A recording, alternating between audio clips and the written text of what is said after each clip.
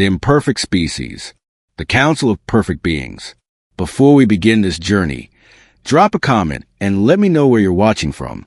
Your support keeps these stories coming. The grand medical station of Zenthera 9 floated in the darkness between stars, a massive structure built by the Confederation of Advanced Species. Inside its pristine white corridors, the galaxy's greatest minds gathered for the annual Summit of Biological Excellence.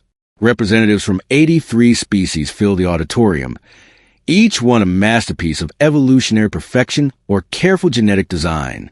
Dr. Sarachin stood at the entrance, feeling very small and very human. Her worn medical coat contrasted sharply with the shimmering biosuits and crystalline shells of the other attendees. She was the only human invited to the summit, and everyone knew it was merely a courtesy. Humans were considered a medical curiosity, nothing more. The Valerian host, a being named High Physician Zeltheros, began the presentation. His species had eliminated all genetic diseases 50,000 years ago. Welcome, colleagues, to our celebration of biological perfection. This year, we acknowledge species who have transcended the limitations of natural evolution. The mockery begins. Sarah watched as species after species presented their achievements. The Kryn had engineered perfect immune systems that could never fail. The Althorians had eliminated aging completely. The Silcari had bodies that could regenerate any injury within hours. Each presentation received thunderous applause. Then Zeltheros turned his 4 eyes toward Sarah. And now, we have a special presentation. Dr. Sarachin of Earth will share humanity's medical challenges. The way he said challenges made it clear he meant failures. Sarah walked to center stage, her hands trembling slightly. She pulled up holographic displays showing human biology. The audience's reaction was immediate. Gasps, clicks of disgust, and what might have been laughter from species with very different vocal cords. Your species still suffers from cancer? A Kryn physician asked, shocked.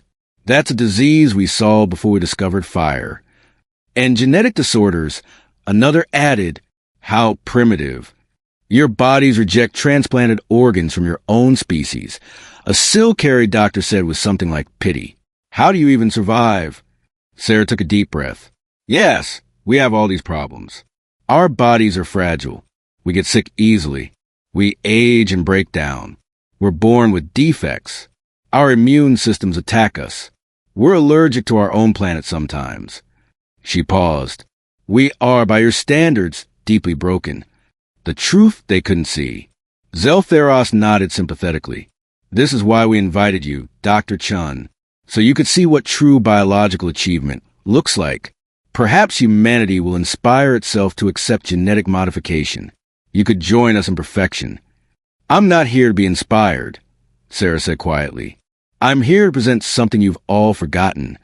The auditorium fell silent. No one spoke to the summit host that way. Sarah pulled up new images. 3 months ago, a plague struck the mining colonies of Sector 7. The Valorians investigated first. What did you find, High Physician? Zeltheros shifted uncomfortably. An unknown pathogen. Highly aggressive. It killed 3,000 Valerian colonists within 48 hours. Our perfect immune systems had no defense. The Kryn tried next? Sarah prompted. A Kryn doctor spoke from the audience. We lost 5,000. The pathogen adapted to our defenses faster than we could respond. It was impossible. The Althorians? 7,000 dead. Came a quiet voice. We couldn't even slow it down. Sarah nodded slowly. 12 species tried to stop this plague. All failed. 15,000 people died. She paused. Until humans arrived. The impossible solution. The holographic display changed, showing the human medical team that had responded to the crisis. They looked exhausted, their suits stained, their faces drawn. But they were alive, and so were the colonists behind them. That's impossible, Zeltheros said. Human immune systems are weak. You should have been the first to die. We should have been, Sarah agreed. Do you know what we did instead? We got sick. Confused murmurs filled the auditorium. We let the disease infect us, Sarah continued. 17 human doctors and nurses deliberately exposed themselves to the pathogen. We studied it as it attacked our bodies. We felt every symptom. We measured every response. And yes, some of us nearly died. She pulled up medical charts showing the human team's declining health markers. Our imperfect immune system stumbled around trying different responses. Sometimes they worked a little.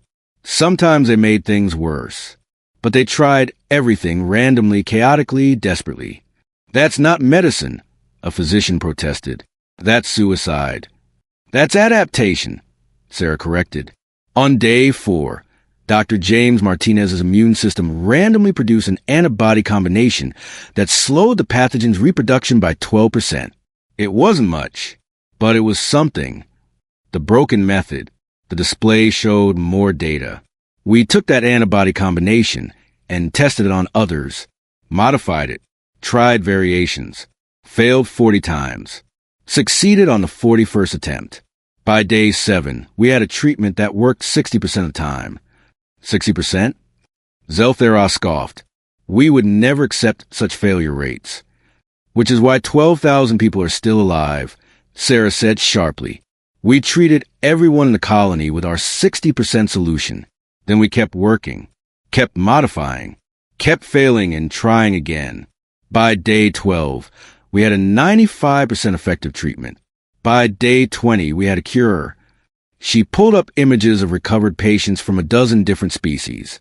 We saved Valorians, Kryn, Althorians, Silcari, and 9 other species, all with our broken, imperfect, fragile human biology.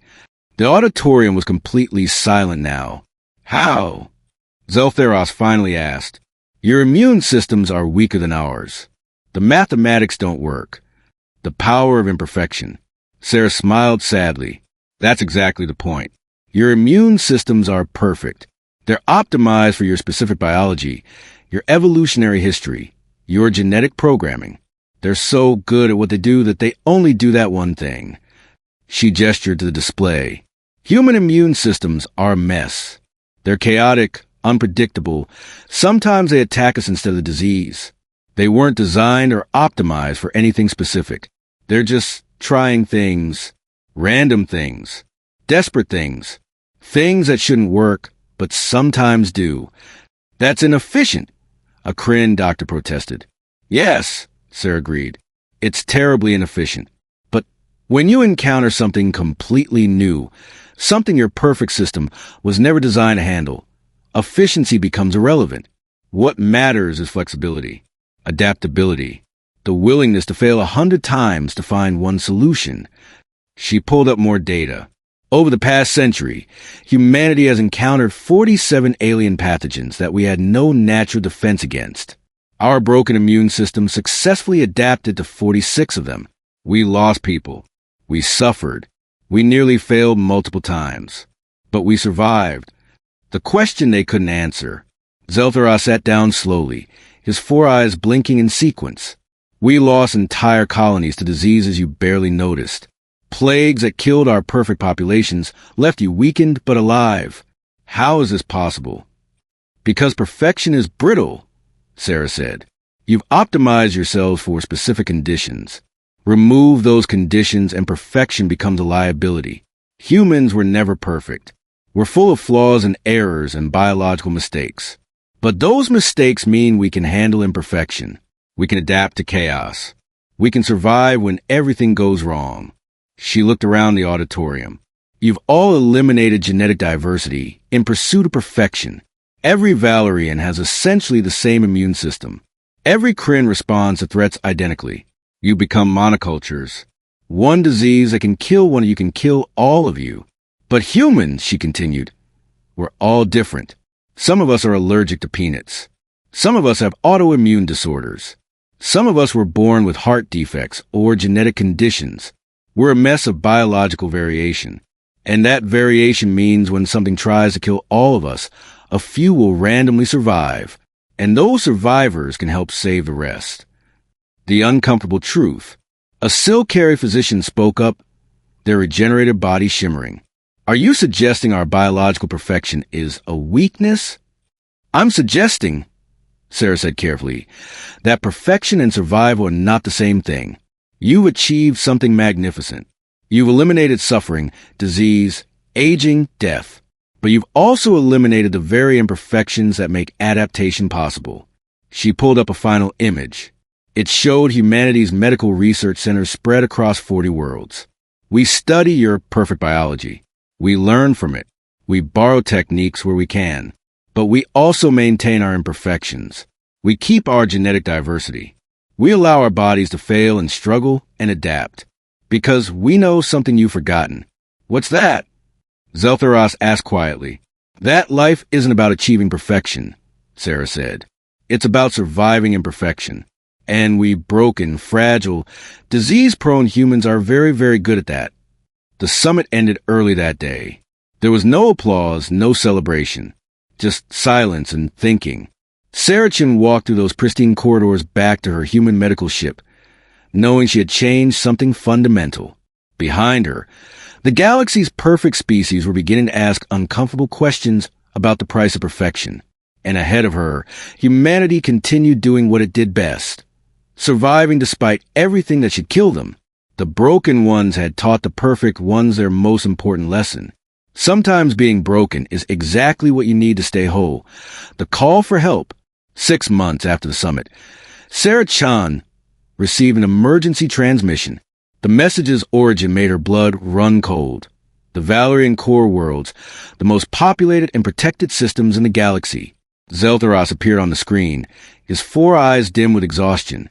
Dr. Chun, we need humanity's help. I know how this must sound after we mocked you, but please, we're dying. His voice cracked. We're all dying and we don't know how to stop it. Sarah immediately assembled her team. 12 human doctors and medical researchers boarded the fastest ship available. As they traveled to Valerian space, Zeltharos sent them the data. Sarah reviewed it with growing horror. It's spreading exponentially, Dr. Martinez noted, pulling up infection models. Started in one system 3 weeks ago. Now it's in 40 systems. Mortality rate is 93% for Valorians. What about other species? Sarah asked. Kryn, 89%. Althorians, 91%. Silcari, 95%. Martinez looked up from his display. Sarah, every species with highly optimized biology is being devastated. The more perfect their immune system, the faster they die. Arrival at Ground Zero. The medical station where Sarah had presented 6 months ago was now a quarantine facility. Thousands of patients filled every ward, corridor, and available space. The perfect white halls were now lined with the dying. Zeltharos met them at the airlock. He had lost considerable weight, and 2 of his 4 eyes were clouded with infection. You came. I wasn't sure you would, after how we treated you.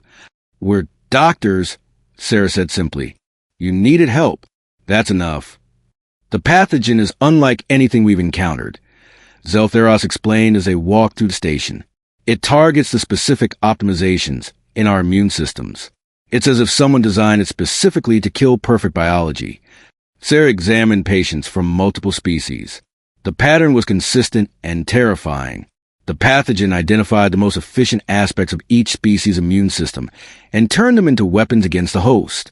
The Valorians' perfect antibody production created antibodies that attacked healthy tissue. The Kryns' optimized white blood cells began destroying their own organs. The disease was using their perfection to kill them. The human response. Have any humans been infected? Sarah asked. 3. They're in isolation ward 7. Zeltharos led them there. They've been sick for 5 days. We expected them to die first, given your species' inferior immune systems. The human patients looked miserable but alive. Fever, cough, body aches, all the usual symptoms of a bad flu. Sarah examined them carefully. Your immune systems are fighting it, but not very well. You're producing some antibodies, but they're weak and inconsistent. Dr. Chun, one of the patients said between coughs. Am I dying? Probably not, Sarah said. You're suffering, but your body is handling this like any other infection. Badly, but survivably. She turned to her team. We need blood samples from all 3, and we need to get ourselves infected.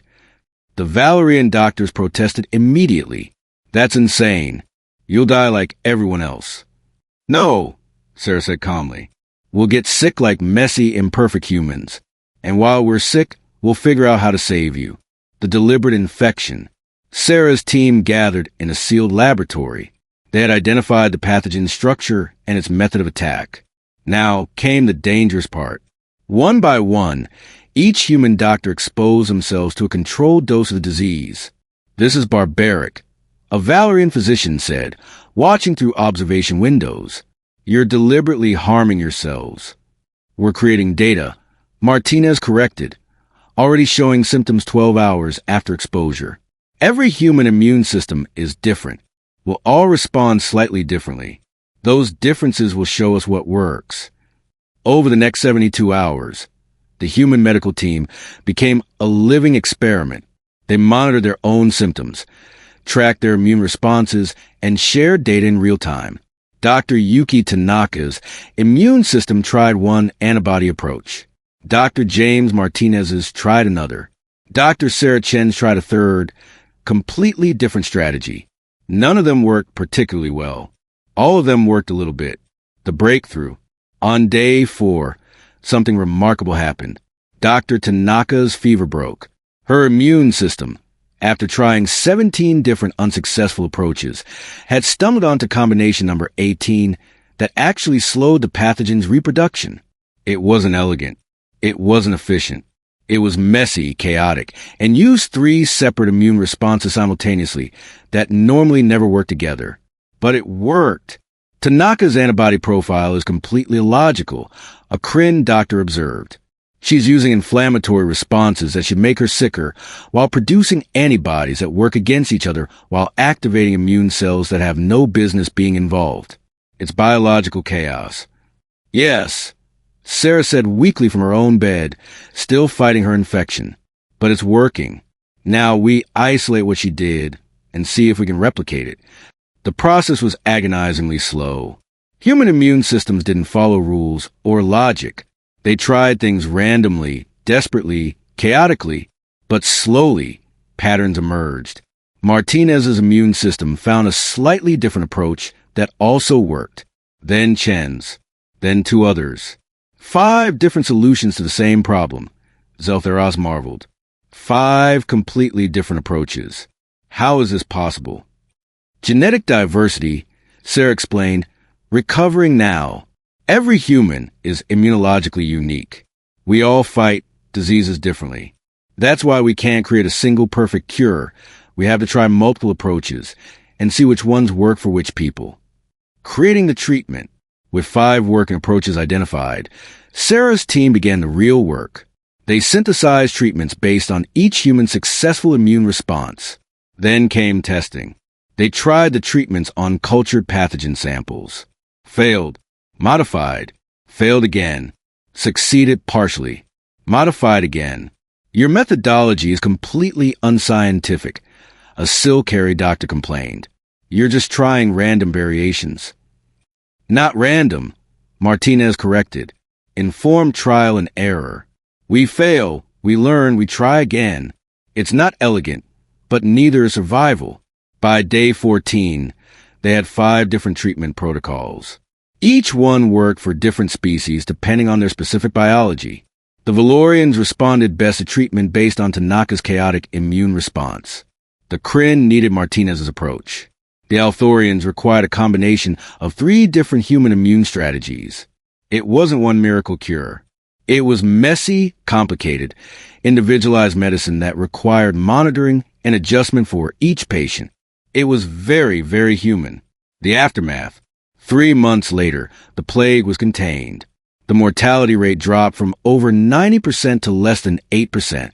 Millions of lives were saved. The perfect species survived because imperfect humans had shown them how.